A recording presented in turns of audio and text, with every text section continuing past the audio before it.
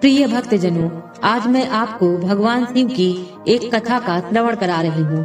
अगर आप यह प्रेरणादायक कथा सुन रहे हैं तो पूरा सुने, इसे आधा अधूरा न छोड़े। इस पवित्र कथा के माध्यम से आप भगवान शिव से नई सीख प्राप्त करेंगे, इसलिए इस कथा को पूर्ण भाव और निष्ठा के साथ सुने और भगवान शिव का आशीर्वाद प्राप्त करें। तो चलिए कथा को प्रारंभ करते हैं। भगवान शिव माता पार्वती से कहते हैं, आत्मशुद्धि के लिए मन को खाली करना मानव के लिए अति आवश्यक है। अगर मन खाली हो जाए तो उस मन में कुछ ऐसे विचार डाल सकता है जिससे मानव अपने मन की चंचलता को शांत कर सकता है। जो उठने वाले विचारों का सैलाब मानव के मन में चलता रहता है, उन्हें मानव अच्छी तरह रोक सकता है। और अगर एक बार मन की चंचलता रुक जाए तो फिर मानव मन से जो चाहे वह करवा सकता है। तब माता पार्वती कहती हैं, हे देवों के देव महादेव, आत्मशुद्धि के लिए मन को कैसे खाली किया जाता है, मुझे यह ज्ञात नहीं है। कृपया आप मुझे विस्तार से बताएं। फिर भगवान शिव कहते हैं, हे देवी, इस कहानी को ध्यान से सुने, आपको सारी बातें मालूम हो जाएंगी। एक नगर की बात है। उस नगर में एक नौजवान युवक रहता था। उसका नाम हरिनारायण था। उसे एक समस्या थी और उसकी समस्या यह थी कि उसका मन हर समय भटकता रहता था। उसके मन में हर समय कोई न कोई नकारात्मक विचार चलते रहते थे। उसके मन की चंचलता कभी शांत नहीं होती थी। वह जब भी कुछ सोचा करता तो कुछ न कुछ गलत ही कर देता। कभी वह अपने अतीत के बारे में सोचकर पछताता था कि काश मैंने उस काम को, उस समय को कुछ ऐसा कर दिया होता, उस काम को वैसा कर दिया होता। या फिर वह अपने भविष्य के बारे में सोचता रहता और डरता रहता कि कहीं भविष्य में ऐसा हो गया तो क्या होगा, कहीं मैं असफल हो गया तो क्या होगा, अगर मुझसे कोई गलती हो गई तो लोग मेरा मजाक बनाएंगे। और ऐसे ही कई सारे नकारात्मक और असफलता से भरे विचार उसके मन में आते रहते थे। हरिनारायण हमेशा ही अपने विचारों में हरदम खोया खोया रहता था। वह अपने इन विचारों से मुक्ति पाना चाहता था। हरिनारायण चाहता था कि उसके मन में कोई भी फालतू विचार कभी न आए, लेकिन हर समय विचारों का सैलाब उसके मन में उठता रहता था। इसलिए वह अपने जीवन से बहुत परेशान हो गया था। फिर एक दिन उसे किसी ने बताया कि यह पास के ही जंगल में एक बौद्ध भिक्षु रहते हैं, उनके पास जाओ, वह तुम्हारी मानसिक समस्या का समाधान अवश्य कर देंगे। यह सुनकर हरिनारायण तुरंत ही बौद्ध भिक्षु के पास चला जाता है और अपनी सारी समस्या उन्हें बताता है। बौद्ध भिक्षु भी हरिनारायण की बातों को बड़े ही ध्यान से सुनते हैं और उससे कहते हैं कि तुम मुझसे क्या जानना चाहते हो। यह सुनकर हरिनारायण कहता है, हे गुरुदेव, मैं अपने मन को शांत व खाली करना चाहता हूँ। मैं आपसे यह जानना चाहता हूँ कि मन को खाली व शांत कैसे कर सकते हैं। मेरा मन हर वक्त गलत विचार से भरा रहता है। मेरा ध्यान एक जगह लग ही नहीं पाता है, जिसके कारण मेरे हर काम में समस्या आ जाती है। मैं एक चीज करता हूँ तो नकारात्मक विचारों के कारण फिर दूसरी चीज पर जा पहुँचता हूँ।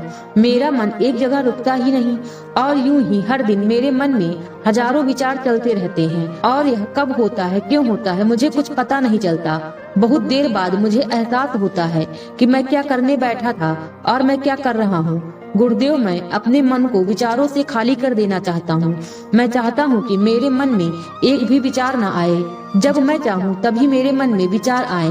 फिर बौद्ध भिक्षु कहते हैं, किसी समस्या का समाधान तभी निकल सकता है जब उस समस्या की जड़ तक पहुँचते हैं, समस्या को ठीक से समझते हैं और जानते हैं।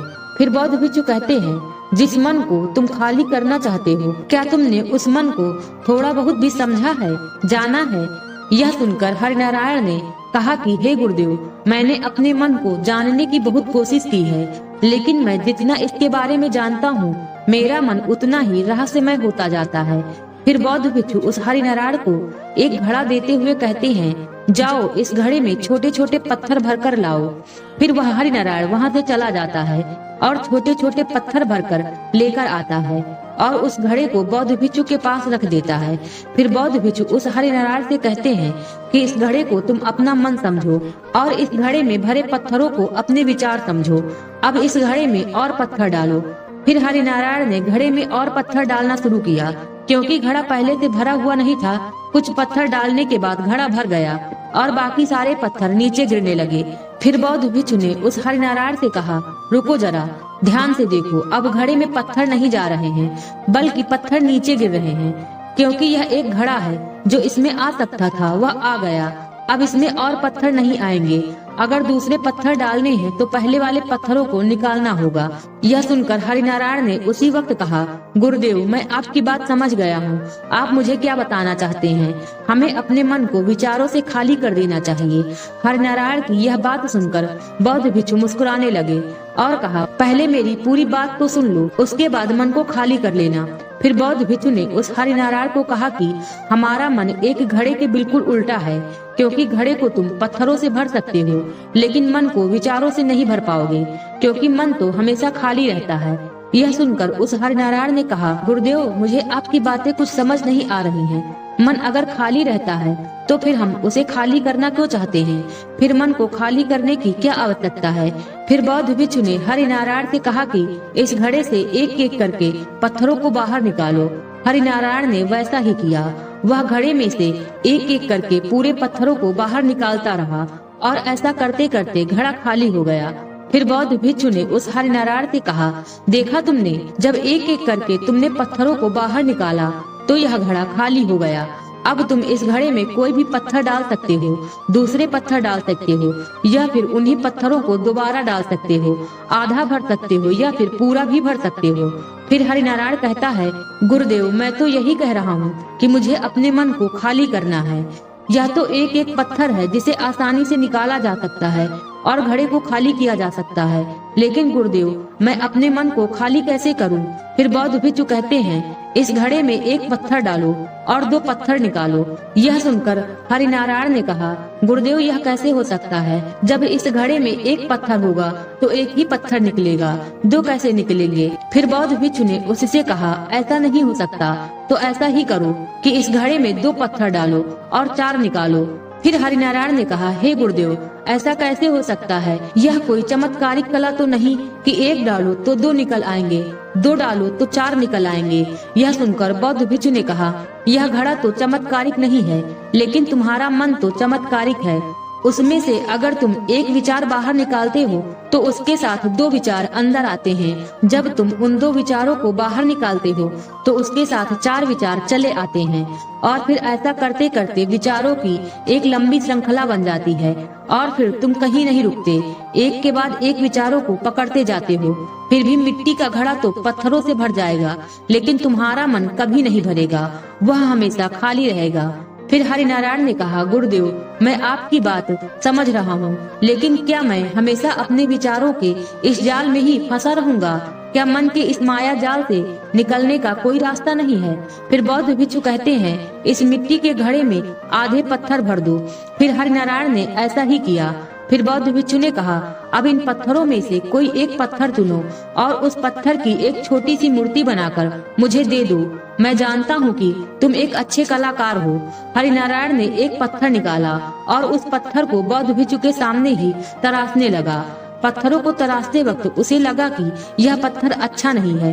फिर उसने दूसरा पत्थर घड़े से निकाला, लेकिन उसे वह पत्थर भी पसंद नहीं आया। फिर उसने तीसरा पत्थर निकाला, लेकिन वह तीसरा पत्थर भी उसे पसंद नहीं आया। उसका रंग अच्छा नहीं था। ऐसा करते करते उस युवक ने सारे ही पत्थरों को बाहर निकाल दिया। उस युवक को ऐसा करते हुए बौद्ध भिक्षु बड़े ही ध्यान से देख रहे थे। फिर बौद्ध भिक्षु ने उससे कहा कि जो तुमने सबसे पहले पत्थर निकाला था, उस पत्थर को यह समझकर तराशो कि इसके बाद तुम्हारे पास कोई और पत्थर नहीं है, यह एक ही पत्थर तुम्हारे पास है। फिर उसी वक्त हरिनारायण ने जैसा गुरुदेव ने कहा उसी एक पत्थर को लेकर तराशना शुरू किया और उसने उस पत्थर से एक बहुत ही सुंदर मूर्ति बनाई। फिर बौद्ध भिक्षु को भेंट की और बौद्ध भिक्षु से कहा, गुरुदेव, इस पत्थर से इतनी सुंदर मूर्ति बन सकती थी, मैं यह सोच भी नहीं सकता था। हरिनारायण की यह बात सुनकर बौद्ध भिक्षु ने कहा कि जब तुम्हारे पास और कोई दूसरा विकल्प नहीं होता है, तब हम उस विकल्प में ही संपूर्ण ऊर्जा लगाते हैं और उसी को सबसे बेहतर बनाते हैं। और जब हमारे पास कई सारे विकल्प होते हैं तो हम पत्थर चुनते भी नहीं और मूर्ति बनती भी नहीं। हमारा मन भी एक विचार के पीछे हजारों विकल्प खोल के रख देता है और एक मुख्य विचार को छोड़कर उन हजारों फालतू के विचारों में हम उलझकर रह जाते हैं। फिर हरिनारायण ने कहा, गुरुदेव, मैं आपकी बातों को बहुत अच्छे से समझ गया हूँ, लेकिन अब मुझे क्या करना चाहिए? कृपया आप मेरा मार्गदर्शन करें। फिर बौद्ध भिक्षु ने हरिनारायण से कहा कि मन को खाली करना साफ करना 1-2 दिन का काम नहीं है, यह बहुत लंबी प्रक्रिया है। क्या तुम इसके लिए तैयार हो? हरिनारायण कहता है, जी गुरुदेव, तैयार हूँ, चाहे कितनी भी लंबी प्रक्रिया क्यों न हो, मैं जरूर करूँगा। फिर बौद्ध भिक्षु ने हरिनारायण से कहा कि मन को खाली व नकारात्मक विचारों से दूर रखने के 6 तरीके हैं। आओ उन्हें एक एक करके समझते हैं। पहला तरीका है कि ऐसे लोगों का साथ छोड़ दो जो तुम्हें कमजोर, पिछड़ा हुआ, लक्ष्यहीन महसूस कराएं। अक्सर हमारे आसपास ऐसे लोग होते ही हैं जो हमसे पद और धन में ऊपर होते हैं, और इसी पद और धन के घमंड में वह अपने से नीचे लोगों को कुछ भी नहीं समझते। इसलिए ऐसे लोगों के पास रहना ही नहीं चाहिए। और ऐसे लोग अपने से छोटे लोगों को हमेशा यही महसूस कराते हैं कि आप कितने छोटे हैं, और इसलिए वह छोटे लोग अपने जीवन में कुछ बड़ा हासिल ही नहीं कर पाते। इसके अलावा कई बार हमारे मित्र और घर परिवार के सदस्य भी ऐसे होते हैं जो अक्सर हमें छोटा महसूस कराते हैं, हमें नीचा दिखाने की कोशिश करते हैं, लोगों के सामने हमारा मजाक बनाते हैं। तो ऐसे लोगों से जितना दूर हो सके उतना दूर रहो। यह लोग ऐसे होते हैं कि तुम्हारी नजरों से तुम्हारी गरिमा को दूर करके तुम्हें लक्ष्यहीन बनाते हैं, और फिर तुम्हें खुद की काबिलियत पर शक होना शुरू हो जाता है। तुम्हारे अंदर खुद के प्रति नकारात्मक भावनाएं आ जाती हैं, और यह नकारात्मक विचार तुम्हें मानसिक तनाव और चिंता की ओर ले जाते हैं। फिर बौद्ध भिक्षु दूसरा तरीका बताते हुए कहते हैं कि तुम बहुत ही कम और चुनिंदा लोगों को ही अपना मित्र बनाओ। ऐसे लोगों को ही अपना मित्र बनाओ जिससे तुम कुछ सीख सकते हो, जिनकी तुम इज्जत करते हो, जो तुम्हारी भावनाओं को समझता हो, जिनकी सोच तुमसे मेल खाती हो, जो जीवन में तुम्हें आगे बढ़ने में सहायक बनती हो। हमारे जीवन और चरित्र में हमारे माँ बाप के बाद हमारे मित्रों का ही सबसे ज्यादा योगदान होता है। इसलिए मित्रों का सही होना भी बहुत आवश्यक है। ऐसा कहा भी जाता है, तुम उन 5 लोगों का प्रतिबिंब हो जिनके साथ तुम सबसे ज्यादा वक्त बिताते हो। अगर तुम्हारे आसपास के 5 लोग जिनके साथ तुम सबसे ज्यादा वक्त बिताते हो वे ईमानदार हो, तो तुम भी धीरे धीरे ईमानदार होना शुरू कर दोगे। अगर वह 5 लोग अमीर हैं, तो तुम भी धीरे धीरे अमीर बनना शुरू कर दोगे। कहने का अर्थ यही है कि तुम वैसा ही बन जाते हो जिस तरह के लोगों के साथ तुम अपना समय व्यतीत करते हो। किसी महान दार्शनिक ने कहा था कि तुम मुझे किसी भी इंसान के मित्रों से मिलवा दो, मैं उसके मित्रों को देखकर उस इंसान का भविष्य बता दूंगा। हमारी सबसे बड़ी समस्या यह है कि हम सबको ना नहीं बोल पाते। जिन लोगों के साथ हम रहना पसंद भी नहीं करते, न चाहते हुए भी हमें उन नकारात्मक लोगों के साथ वक्त बिताना पड़ता है। इसलिए सबसे पहले हमें अपनी जिंदगी से उन लोगों को ना कहना पड़ेगा जिनके साथ रहकर हमें लगता है कि यह हमारी जिंदगी खराब कर रहे हैं। अगर यह हमारी जिंदगी में ना हो तो शायद हम ज्यादा खुश रहेंगे। बौद्ध भिक्षु आगे कहते हैं, तीसरा तरीका यह है कि तुम कभी भी अपना अतीत नहीं बदल सकते, लेकिन तुम अपना भविष्य अवश्य बदल सकते हो। इसलिए तुम्हें पूरी तरह से वर्तमान में रहते हुए उन चीजों पर, उन कामों पर ध्यान दो जो तुम्हारे नियंत्रण में है, जिन्हें तुम आज कर सकते हो, अभी कर सकते हो।